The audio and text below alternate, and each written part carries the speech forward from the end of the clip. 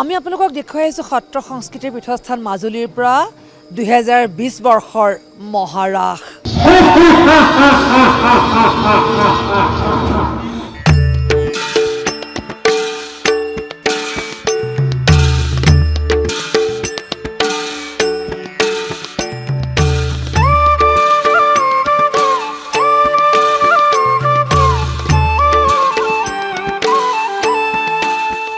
বৰ্তমান মই আছোঁ এয়া সূৰ্যোদয় সাংস্কৃতিক বিকাশ কেন্দ্ৰৰ আয়োজন কৰা এয়া মহাৰাস আৰু এই ৰাস আচলতে ৰাস ক'ৰ পৰা আৰম্ভ হয় অনন্ত সজ্জাৰ পৰা ৰাসৰ আৰম্ভণি কেলিগোপালৰ আৰ্হিত নাট প্ৰদৰ্শিত হৈছে প্ৰতিখন মঞ্চত আমি 52খন মঞ্চ আপোনালোকক দেখুৱাব নোৱাৰোঁ কিন্তু যিমানখিনি পাৰোঁ আমি দেখুৱাবলৈ চেষ্টা কৰিছোঁ অনন্ত সজ্জাৰে আৰম্ভ হ'ল এই মঞ্চৰ ৰাস এয়া নগাঁও গোসাঁইবাৰী পহুমৰাৰ এখন ৰাস মঞ্চ।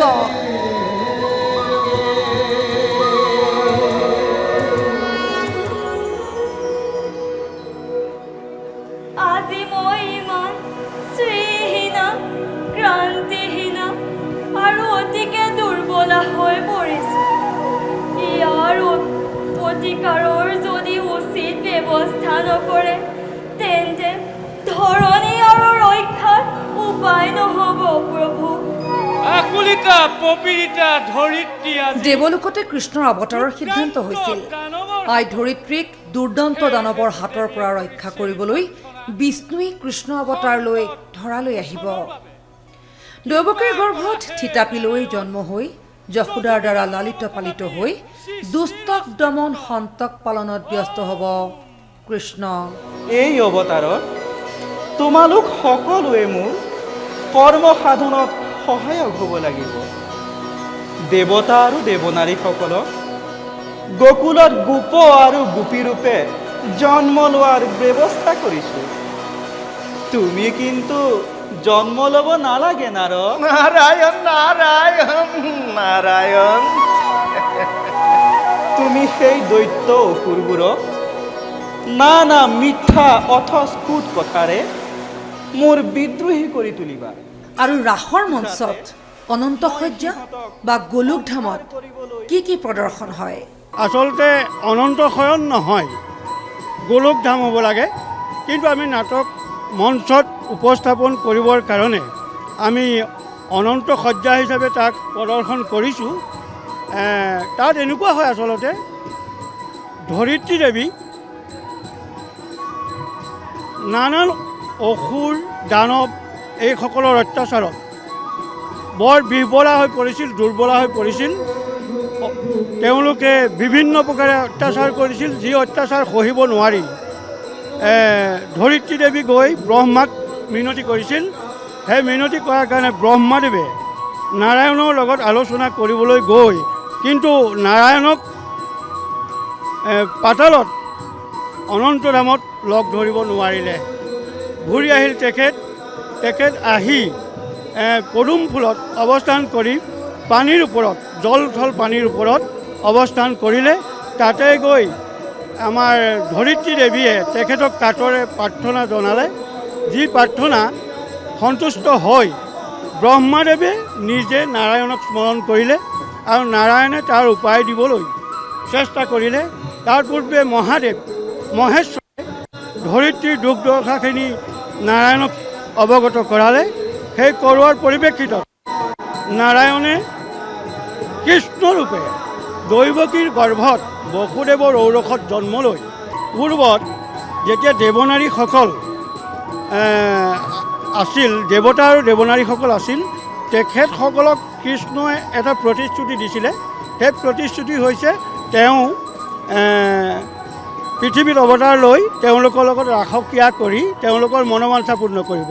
সেয়েহেতু গোপিকাগণে কাত্যায়নী ব্ৰত কৰিছিলে আৰু সেই কাত্যায়নী ব্ৰতৰ উপলক্ষেই আমাৰ কৃষ্ণ আহি বসুদেৱৰ গৃহত মানে দৈৱকীৰ গৰ্ভত জন্মগ্ৰহণ কৰি কৃষ্ণ ৰূপে অৱতাৰ হ'ল।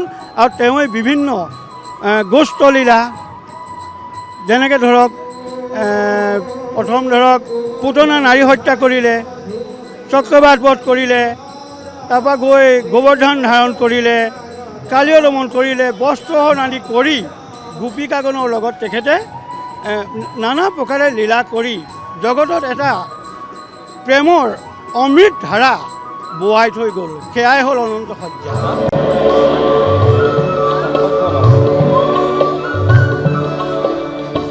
এয়া দ্বিতীয় দৃশ্য কংসালয়। মৰমী ভগ্নী দৈৱকীক প্ৰিয় বান্ধৱ বাসুদেৱলৈ বিয়া দিয়াৰ দিনা কংস আনন্দত আত্মহাৰা আছিল। তোমাৰ কাষত যে আজৰি কোনো দিন কোনো ফালৰ পৰা কষ্ট অনুভৱ নকৰে। সুকলমে ভগ্নীৰ বিয়া সম্পন্ন হোৱাৰ পিছত বিদায় পৰ্বত কংসই হিয়া উজাৰি আশীষ দিলে ভগ্নীক। আজি বিদায় ক্ষণতকৈ সকলো পাহৰি যাবি, সকলো পাহৰি যাবি। তোৰ প্ৰতি ভক্তি অটুট ৰাখি কংসৰ বংশৰ মান মৰ্যাদা যেন তই অক্ষুণ্ণ ৰাখব, অক্ষুণ্ণ ৰাখ। তোক আৰু কি আশীৰ্বাদ দিম বনি, তই যেন সুপুত্ৰৱতী আৰু চিৰঞ্জীৱী হ।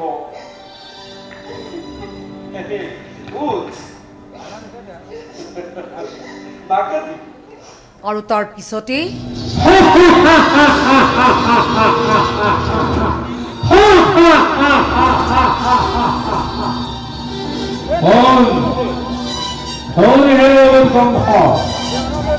দৈৱকীৰ বিবাহ উৎসৱত মতলীয়া হৈ পাহৰি গ'লে তোৰ ভূত ভৱিষ্যত। মন তেন্তে কওঁ, তোৰ সেই স্নেহৰ ভক্তি দৈৱকীৰ গৰ্ভজাত অষ্টম সন্তানে নিৰ্ভৰ কৰিব ক'বলগীয়া ক্ৰমে প্ৰস্তুত হ তই মৰণৰ। সকলোবোৰ যেন উলট পালট হৈ গ'ল। দৈৱবাণী শুনি কংসই মৰমী ভগ্নী দৈৱকীক মাৰিবলৈ উদ্যত হয়।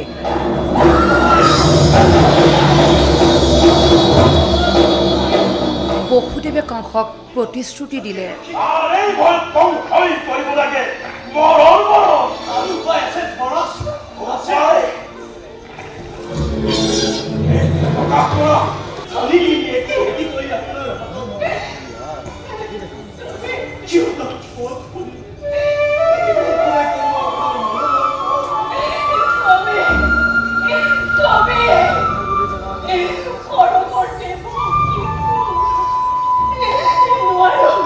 আৰু বসুদেৱৰ কথাত সন্তুষ্ট হৈ ভগ্নীক বিদায় দিবলৈ অহা কংসই তাৰ পৰা দুয়োকে ওলাই যাবলৈ দিলে আৰু প্ৰতিশ্ৰুতি মতে বসুদেৱে দৈৱকীৰ গৰ্ভস্থ প্ৰথম সন্তানটি কংসৰ হাতত তুলি দিলে।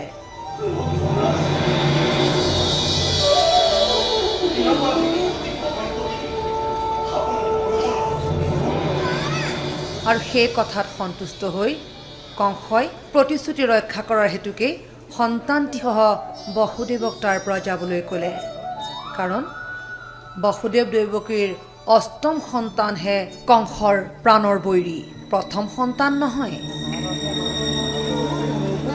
দেৱলোকতে বিষ্ণুৱে নাৰদক আদেশ দিছিল যে দৈৱকীৰ সন্তান জন্ম হোৱাৰ মাত্ৰেই কংসৰ মনত খেলি মেলি লগাবলৈ নাৰদ আহিব লাগিব মথুৰালৈ। নিৰ্দেশ মৰ্মেই কাম। নাৰদ আহিল, কংসৰ সিদ্ধান্তত লগালে হিয়াউল।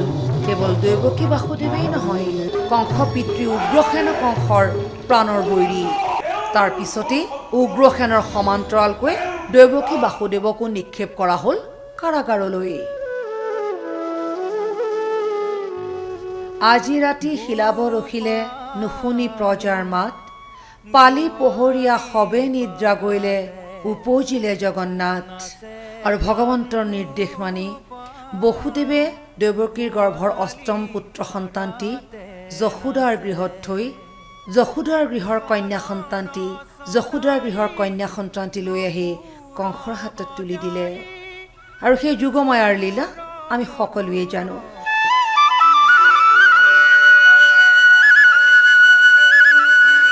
মাজুলীৰ 52খন মঞ্চতে অতি সুপৰিচালিতভাৱে সাৱলীল অভিনয়েৰে নিতাল মাৰি চাইছে দৰ্শকে দৃশ্য। বহুজনৰ প্ৰশ্ন হয়, অকণমান নদীদ্বীপটোত 52খন মঞ্চৰ প্ৰেক্ষাগৃহলৈ হিলদোল ভাঙি ৰাইজ আহিছে ক'ৰ পৰা?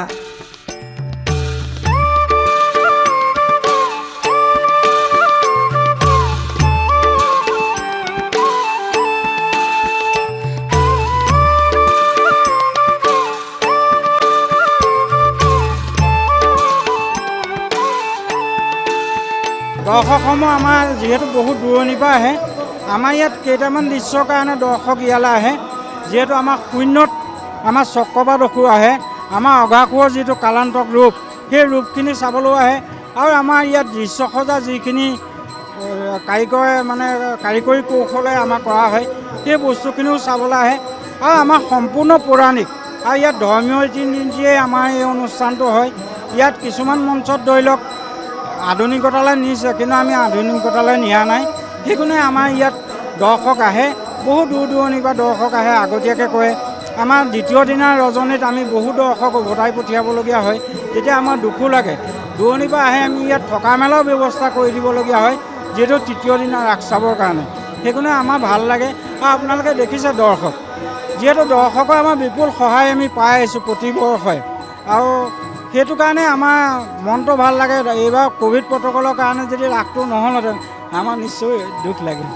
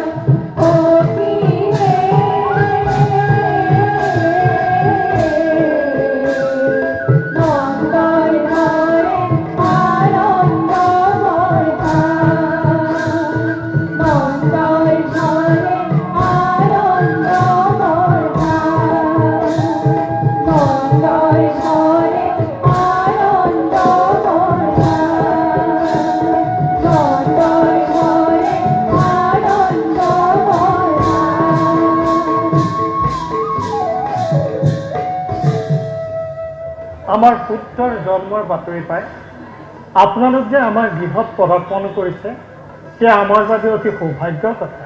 যে কি কোৱা যশোদা? নিশ্চয়।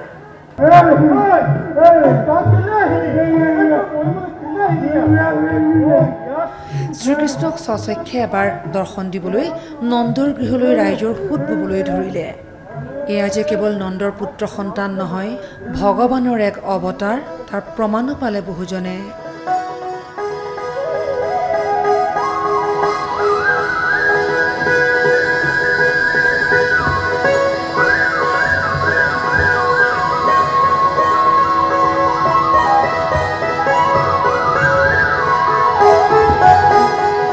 চলনাময়ী এগৰাকী নাৰী হৈ পুতনা আহিলে এইবাৰ, আৰু তাৰপিছত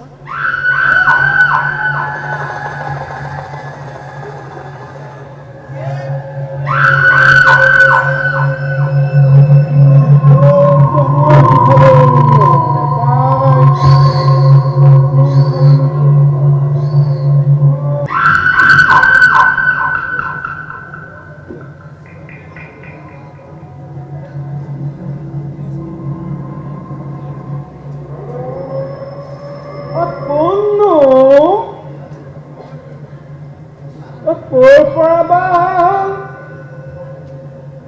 ঐ নাম ধাম কিবা আছেনে? আমাৰ এই গোৱালিৰ পৰা নহয় যেন পাইছো। বোলো সিফালৰ পৰা মাত বোল কৰিবলৈ হাত দি পঠিয়াইছে নেকি?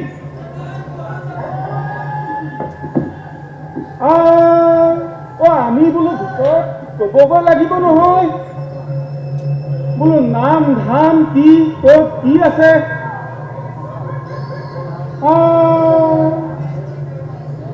হেল্ল', ধুনীয়া ধুনীয়া।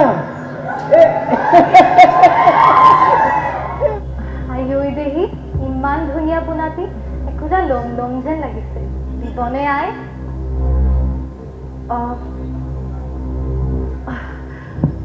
কোনো কথা নাই, লোৱা বাৰু।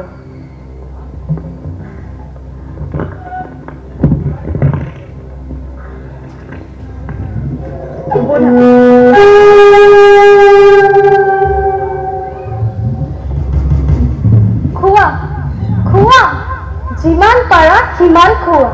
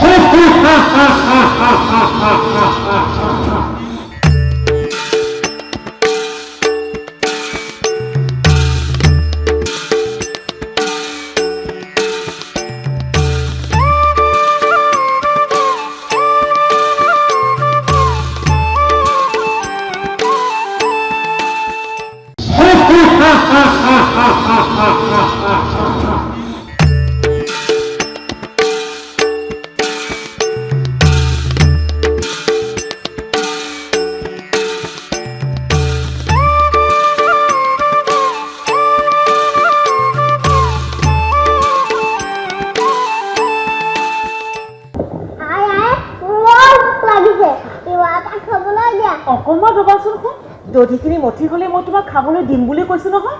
ব'লা তাতে বহাচোন, যোৱা। কানাইৰ কমল মুখ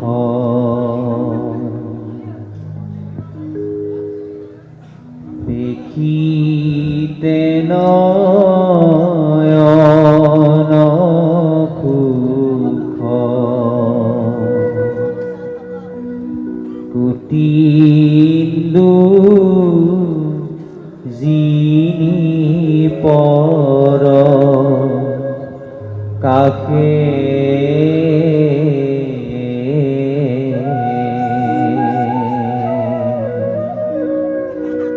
শ্যামল সুন্দৰ বৰ নৱনীল জলধৰ শ্যামল সুন্দৰ হৰিহে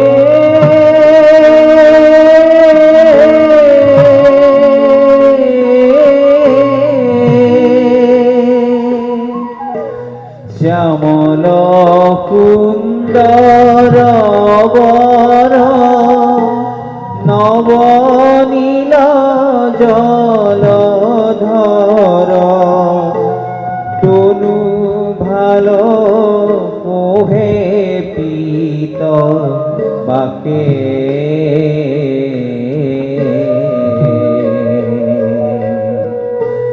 কুটিন্দু যিনি পৰ কাষে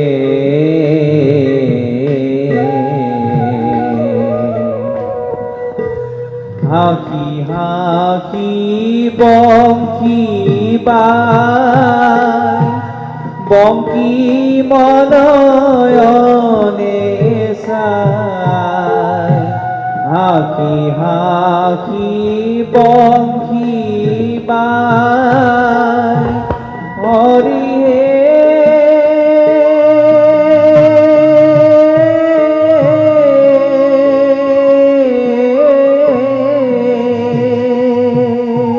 বৰ্তমান আমি আছোঁ ঐতিহাসিক আউনীআটী সত্ৰত।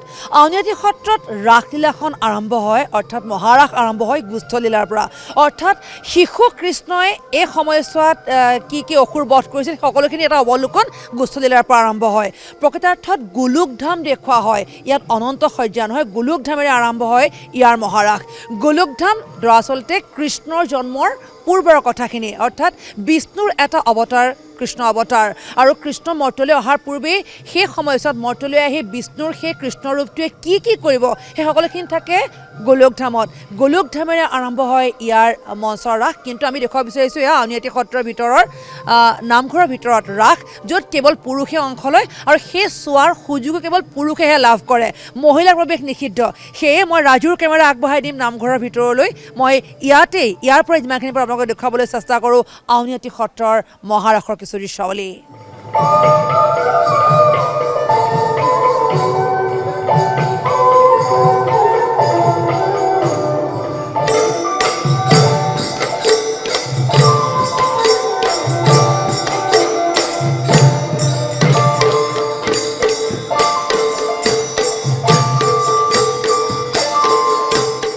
বিভিন্ন বাধা আহিলেও মহামাৰীৰ উপদ্ৰৱ থাকিলেও ধৰ্মীয় ক্ষেত্ৰত মানুহক কোনো প্ৰকাৰে বাধা দিব নোৱাৰে। ই তাৰ জ্বলন্ত উদাহৰণ। আৰু স্বতঃস্ফূৰ্তভাৱে সকলো ওলাই আহিছে আৰু এই ৰাস উৎসৱত অংশগ্ৰহণ কৰিছে। আৰু ৰাসৰ সঁচাকৈ তাৎপৰ্য আছে, কাৰণ জীৱাত্মা পৰমাত্মা মিলনৰ মাধ্যমেই হৈছে ৰাস। কৃষ্ণ গোপীৰ যিটো ৰাসৰ নৃত্য, তাৰ যোগেদি আমাক দেখুৱাইছে যে আমি অকপটভাৱে যদি ভগৱন্তক যোজনা কৰিব পাৰোঁ, আমি নিশ্চয় ভগৱন্তৰ লগত বিলীন হৈ যাম। আৰু সেই ৰাসৰ এই আধ্যাত্মিক ৰস পান কৰিবৰ কাৰণে সকলো মানুহে ৰাসৰ থলীত উপনীত হয়। যিহেতু এই সত্ৰত মহিলাৰ প্ৰৱেশৰ অনুমতি নাই ৰাসৰ ক্ষেত্ৰত, গতিকে এই ক্ষেত্ৰত আপুনি কি ক'ব বিচাৰিব? ঐতিহাসিক সত্ৰখনত পূৰ্বৰ পৰম্পৰা অনুসৰি এই ধাৰা অব্যাহত আছে। হয়, কথা হ'ল মাজুলীত কেইবাখনো উদাসীন সত্ৰ আছে, তাৰ ভিতৰত আউনীআটী সত্ৰ অন্যতম। উদাসীন সত্ৰত কিছু নিয়ম নীতি ৰক্ষা কৰি চলিবৰ কাৰণেই, লগতে সাৱধানতা অৱলম্বন কৰিবৰ কাৰণেই এই ৰাতি মহিলাসকলৰ প্ৰৱেশ নিষেধ কৰা হৈছে। গতিকে এইটো সকলোৱে তেনেকৈ আদৰণি জনাই আহিছে। কিন্তু আমাৰ মণিকূটত নামঘৰত দিনৰ ভাগত সকলো প্ৰৱেশ কৰিব পাৰে, আমি সকলোকে জীৱাত্মা বুলি ভাবোঁ। আৰু ৰাতি মাত্ৰ এটা আমাৰ উদাসীন পৰম্পৰাটোত যাতে কোনো কাৰণৰ বিঘিনি নঘটে, এটা সাৱধানতাৰ কাৰণেহে এইটো কৰা হৈছে। আমি এটা ৰাসৰ তাৎপৰ্যমূলক দৃশ্য ইয়াত উলিয়াওঁ, কিন্তু আমি এতিয়া উলিয়াব পৰা নাই। মঞ্চত উলিয়াওঁ আমি, মানে ৰাস কেনেকৈ মৰ্তলৈ আহিলে। কাৰণ 7খন বৈকুণ্ঠ আছে, শান্তানুবিলাস, চেতবিলাস, পুষ্পবিলাস, পংকজবিলাস, কনকনন্দ, সনাতন, গোলোক বৈকুণ্ঠ। একেবাৰে শীৰ্ষত গোলোক বৈকুণ্ঠ। সেই গোলোক বৈকুণ্ঠত কৃষ্ণই গোপীসকলৰ সৈতে প্ৰথমতে নৃত্য কৰ্তব্য পালন কৰিছিল। সেই নৃত্য কৰ্তব্যটোৱে হ'ল ৰাসক্ৰীড়া। আৰু তেতিয়া সেই ৰাসক্ৰীড়া কৰি থাকোঁতেই গোলোক বৈকুণ্ঠত ব্ৰহ্মা বিষ্ণু শিৱই গৈ কৃষ্ণক আপত্তি কৰিলে যে মৰ্তত বিভিন্ন অত্যাচাৰ আৰম্ভ হৈছে আৰু আপুনি তালৈ গৈ এই উপদ্ৰৱ নাইকিয়া কৰিব লাগে, পৃথিৱীৰ ভাৰ আপুনি হৰণ কৰিব লাগে। তেতিয়া কৃষ্ণই ক'লে, মই বুজি পালোঁ আৰু মই তোমালোকৰ কথামতে মৰ্তলৈ যাম।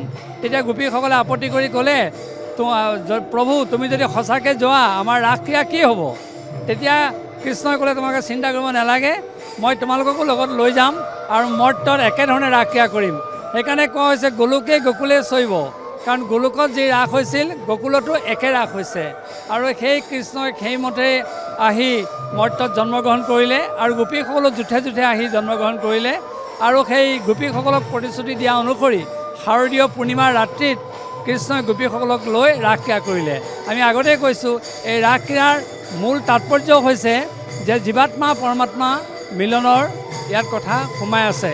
আৰু আমাৰ আউনীআটী সত্ৰৰ ৰাসত এটা বৈশিষ্ট্য আছে, আমাৰ ইয়াত কংসালয় নাই, নন্দালয় নাই, শিশুলীলা নাই, মাত্ৰ সেই শাৰদীয় পূৰ্ণিমা ৰাত্ৰিৰ ৰাসৰ কথাখিনিহে ইয়াত আচলতে প্ৰকাশ কৰা হৈছে। মূল যিটো ৰাসৰ তত্ত্ব আমাৰ অভিনয়ত এইখিনি সোমাই আছে। আৰু আউনীআটী সত্ৰৰ ৰাসত এটা বৈশিষ্ট্য আছে, আমাৰ এফালে ৰাস পূজা চলি থাকে, আনফালে আমাৰ দিনত আজি নাম হৈ গ'ল ৰাস উপলক্ষে। মহাপুৰুষ শ্ৰীমন্ত শংকৰদেৱ গুৰুজনাই লিখা কীৰ্তনৰ সেই ৰাসৰ সেই যিটো অধ্যায় তাৰ আধাৰতে নাম হৈছে, ওজা পালে ওজা গাইছে, গায়নে গীত গাইছে, আৰু ৰাতি ভাওনা। অৰ্থাৎ পূজা, নাম, ভাওনা এই তিনিটা মিলিহে আমাৰ ৰাস।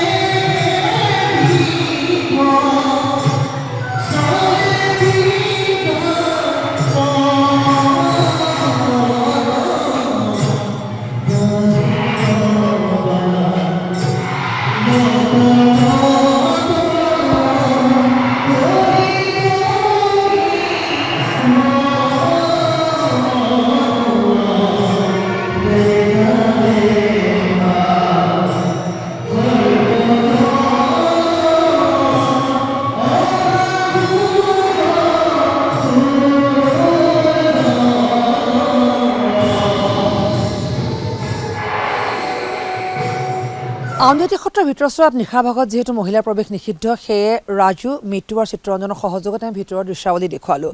মাজুলীৰ মুঠ 52খন মঞ্চত ৰাস পৰিৱেশন হৈছে। আমি যিমানখিনি পাৰোঁ মহাৰাস আপোনালোকক যিহেতু দেখুৱাম, প্ৰতিখন মঞ্চৰে কিয়দাংশ দেখুৱাম। এইবাৰ আউনীআটী সত্ৰৰ পৰা আন এখন মঞ্চলৈ আগবাঢ়োৱা হওক।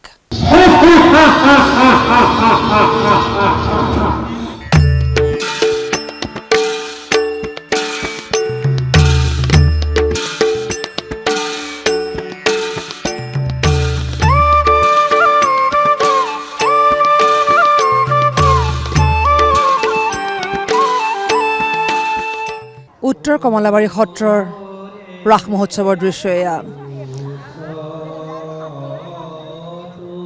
মঞ্চত চলি আছে ৰাসমেলা আৰু সত্ৰখনক আৱৰি যিটো বৰপুখুৰী, ইয়াত বৰপুখুৰীৰ মাজত এয়া ৰাধা কৃষ্ণৰ নৌকা বিহাৰৰ এটা দৃশ্য।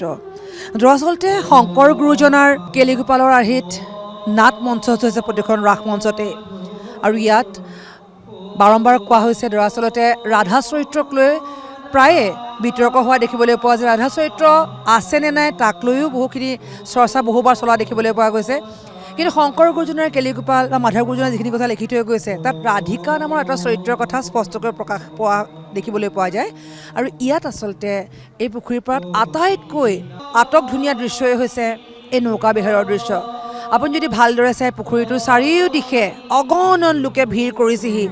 সোঁহাতে আচলতে জীৱ জন্তুৰে ভৰি থকা এক প্ৰাকৃতিক পৰিৱেশক তুলি ধৰা হৈছে, আৰু তাৰ মাজতেই পুখুৰীত এয়া ৰাধা কৃষ্ণৰ নৌকা বিহাৰৰ দৃশ্য। মই কেমেৰাত ৰাজুক অনুৰোধ কৰিম অকণমান সোঁহাতৰ দৃশ্য দেখুৱাবলৈ।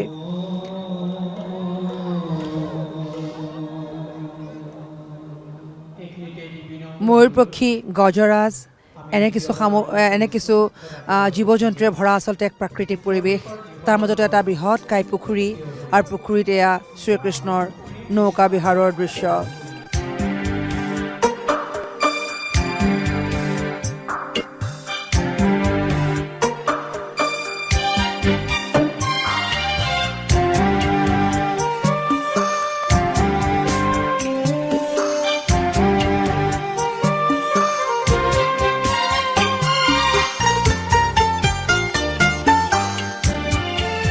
কাল কৰোণাৰ বিধি মানি মাজুলীত মঞ্চস্থ হৈছে ৰাস। আমি উল্লেখ কৰিছোঁ 52খন মঞ্চত প্ৰতি বছৰৰ দৰে এইটো বৰ্ষতো ৰাস মঞ্চস্থ হৈছে। চৌদিশে কুঁৱলীৰ ডাঠ আচ্ছাদন, তাৰ মাজতো অধিকাংশ দৰ্শক দৰাচলতে পুখুৰীৰ চাৰিওকাষে ৰৈ এই নয়নাভিৰাম দৃশ্যত তেওঁলোক বিভোৰ হৈছে। ঠাণ্ডা অনুভৱ কোনেও কৰা নাই। ৰাস পূৰ্ণিমাৰ নিশা এই দৃশ্য চাবলৈ সকলোবোৰ আহে।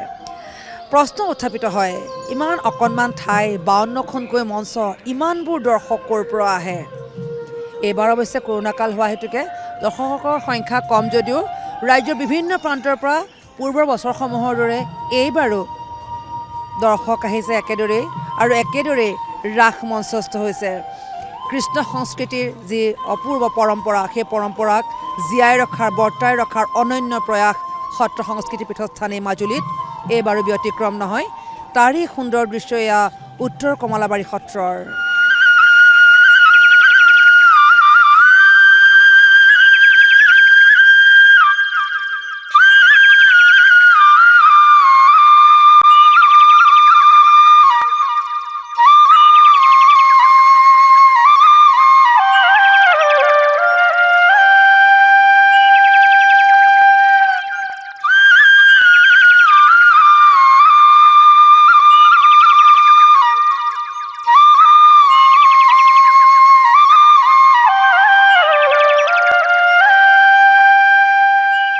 ৰাস পূৰ্ণিমাৰ এই সময়ছোৱাত এই সুন্দৰ দৃশ্যসমূহৰ কাৰণেই আচলতে প্ৰতিজন কৃষ্ণ ভক্তক মাজুলীয়ে যেন হাত বাউলি মাতে।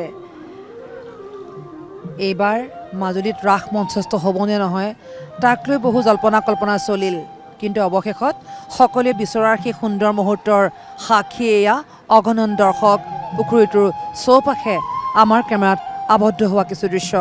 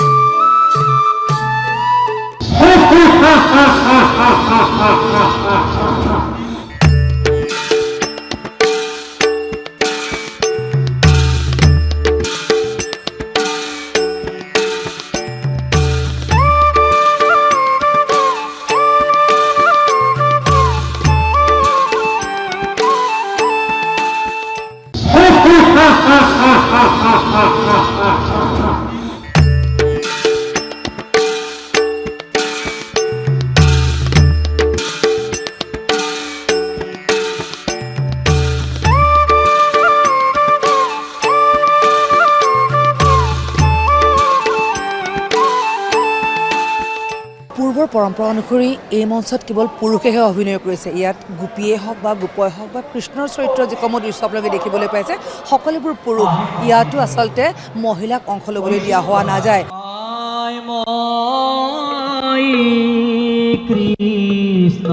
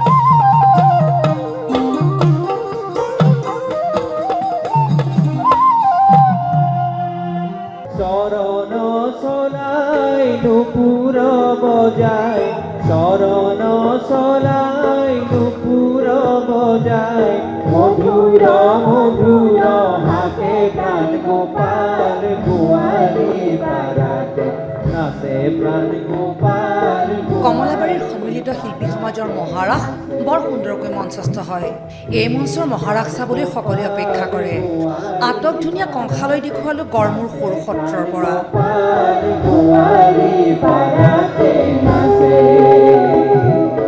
নগাঁৱৰ পহুমৰা গোসাইবাৰীৰ অনন্ত সজ্জা সকলোৰে মুখে মুখে।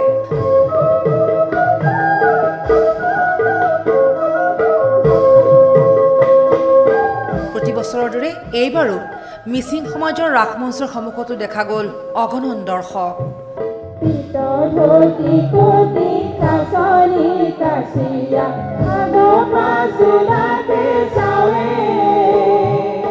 উত্তৰ কমলাবাৰী সত্ৰত কেৱল পুৰুষেহে ভাগ লোৱা ৰাসৰ ৰূপসজ্জাই হওক বা নৃত্যশৈলীয়ে হওক ইমানেই সুন্দৰ আৰু সাৱলীল বা ৰাধাকৃষ্ণৰ নৌকাযাত্ৰাই যিদৰে দৰ্শকৰ দৃষ্টি আকৰ্ষণ কৰে, সূৰ্য উদয় হোৱা পৰ্যন্ত একাংশ দৰ্শকে মঞ্চৰ সন্মুখতেই বহি ৰ'ল এইদৰে।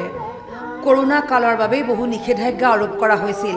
10 বছৰৰ তলৰ শিশু বা 60 ঊৰ্ধ্বৰ কোনো লোকে ৰাসত অংশগ্ৰহণ কৰাটো দূৰৈৰে কথা, চাবলৈও আহিব নোৱাৰিব। কিন্তু চাওক, মাজুলীবাসীৰ হাড়ে হিমজুৱে সোমাই আছে ৰাস। বিহু নহ'লেও কথা নাই, ৰাস হ'বই লাগিব।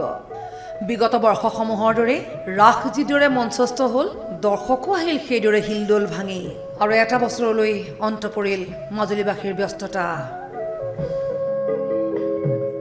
Oh